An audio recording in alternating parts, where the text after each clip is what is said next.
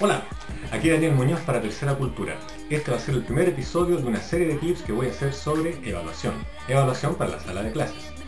Esencialmente, ya que estamos a fin de año y todos recibieron sus buenas notas y los profesores tomaron sus pruebas, quiero discutir un poco qué tan válidas son esas pruebas, qué tan confiables son esas pruebas y en el fondo decir que los estudiantes tienen la razón.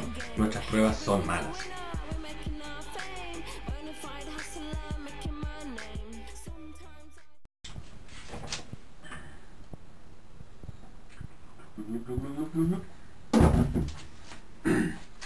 En fin, nuestro primer problema con la evaluación tiene que ver con la validez. Esencialmente, mi punto va a ser que cuando un curso de más de 30 alumnos se saca un montón de rojos, los problemas no son los estudiantes. El problema es, 1, la prueba está mal hecha, 2, la clase está mal hecha, 3, el profe es malo, 4, los estudiantes puede que no hayan aprendido.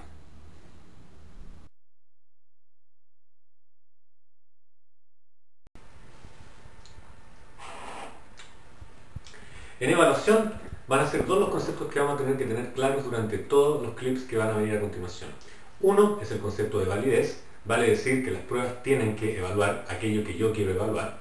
Y dos, confiabilidad, que quiere decir esencialmente que mi juicio y mis notas tienen que ser consistentes en el tiempo, es decir, cada vez que yo corrija una prueba la voy a corregir más o menos igual, y contra otros posibles evaluadores, vale decir que mi juicio va a ser parecido al de otros evaluadores más o menos parecido al mío.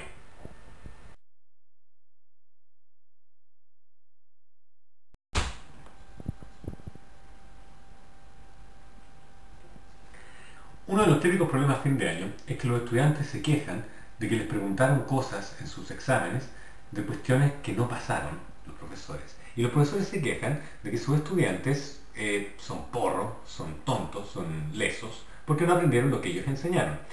Lo que a mí solo me indica una cosa, y es que no estamos de acuerdo exactamente en qué es lo que tenía que medir la prueba. Y por eso este primer mandamiento. El primer mandamiento es básicamente no asomar nunca una prueba de materia que uno no haya pasado. Suena medio tonto, lo sé, pero finalmente ese es uno de los grandes problemas que siempre enfrentamos con nuestras pruebas. No nos hacemos cargo de las cosas que estamos enseñando y nos da por hacer tonteras, como por ejemplo la pregunta difícil. Como que de repente alguien decidió que una prueba era básicamente ponerle obstáculos y palitos en el camino a los estudiantes para que demuestren sus conocimientos. Y para demostrar sus conocimientos, ¿qué mejor que hacerle la peor pregunta que uno les podría haber hecho? Aquella cuestión chiquitita, mínima, que apenas mencioné en clase. Eso es lo que yo tengo que preguntar. No le tengo que preguntar las cosas obvias, porque si no se sacarían un 7. ¿Y quién quiere que un alumno se saque un 7? Obviamente es un pensamiento y un raciocinio estúpido. Básicamente, si yo soy profesor, lo que yo quiero es saber si mis estudiantes aprendieron aquellas cosas importantes que yo enseñé, no el detalle, obviamente. Y nuestros alumnos, por lo tanto, tienen toda la razón del mundo en reclamar que, uno les pregunta el detalle estúpido, 2, uno no les pregunta las cosas de verdad importantes. Y uno como profesor tiene la tendencia a no preguntar las cosas importantes porque, según uno, son obvias. Y como son obvias, no me interesa evaluarlas, pero justo son exactamente las únicas cosas que probablemente yo necesito evaluar. Y si voy a poner rojo simplemente porque hice una prueba cabrona, con puras preguntas chicas, de cosas que ni siquiera pasé, entonces yo la estoy cagando como profesor.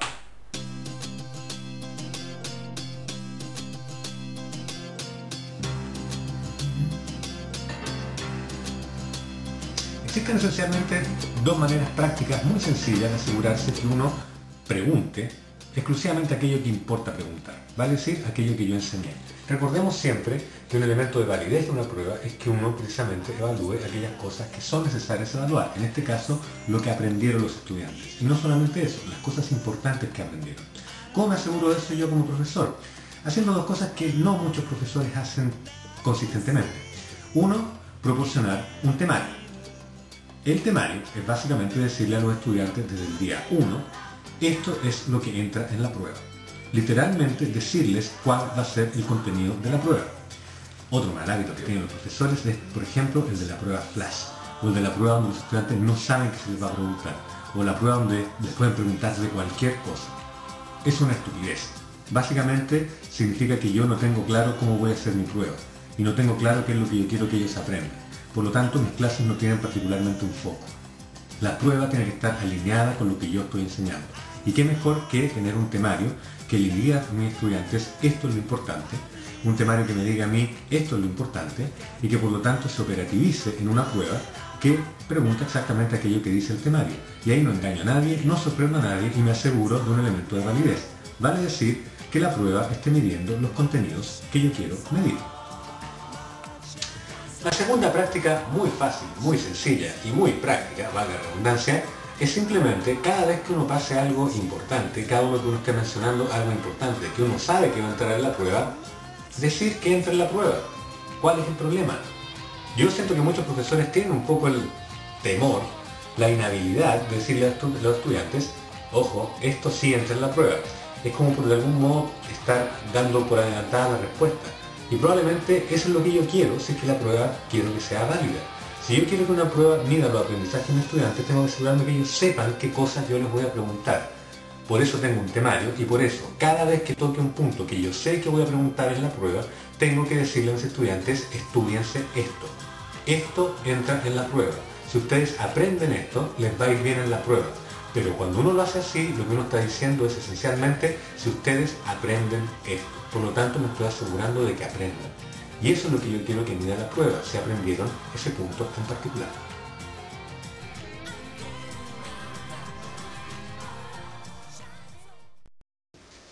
Raya para la suma entonces, lo que yo quiero es que mi prueba evalúe correctamente que mis estudiantes hayan aprendido aquellas cosas que yo quería que aprendieran. Como lo que yo he enseñado es mucho, lo que necesito es recordarle a mis estudiantes y recordarme a mí mismo de cuáles son aquellas cosas más importantes que yo voy a estar evaluando concretamente en la forma de una prueba.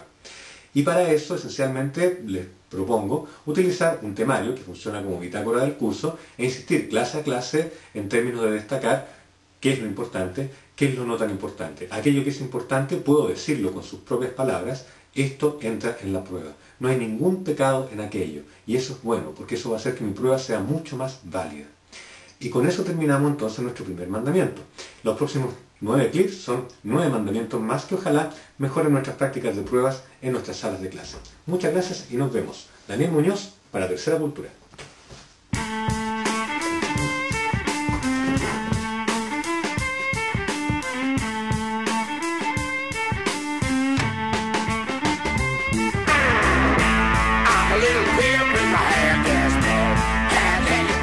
My shoes shine red.